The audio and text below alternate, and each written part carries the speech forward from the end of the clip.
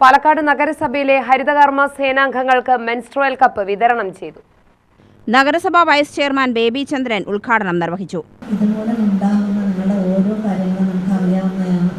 Plastic എത്രത്തോളം നമ്മൾക്ക് കണക്കിന് അവിടെ വീഴുന്നു, അതേപോലെ തന്നെ നമ്മളുടെ ഈ പരിപാടിയിലിരിക്കുന്ന ഈ മെൻസ്ട്രുവൽ കപ്പ് വിതരണത്തിന് നമുക്ക് വർഷങ്ങളിലേക്ക്, കാരണം ഇത്രയും ഞങ്ങൾ കൊണ്ട് ഓരോ വീട്ടിൽ നിന്നും ശേഖരിച്ച് ഇതുപോലെയുള്ള കാര്യങ്ങൾ റൺ ചെയ്ത് അവിടെ പോകുന്ന നിങ്ങളുടെ വിഷമങ്ങൾ നമുക്ക് അറിയാവുന്നതാണ്.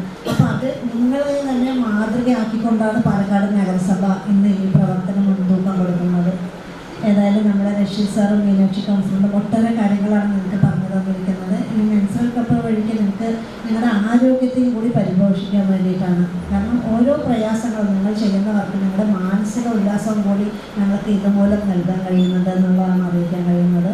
എന്തായാലും ഇന്നത്തെ ഈ പരിപാടിയിൽ നമുക്ക് ഒട്ടേറെ കാര്യങ്ങൾ നിങ്ങൾക്ക് വിശദീകരിച്ച് വന്നിട്ടുണ്ട്. നിങ്ങൾക്ക് ഏവർക്കും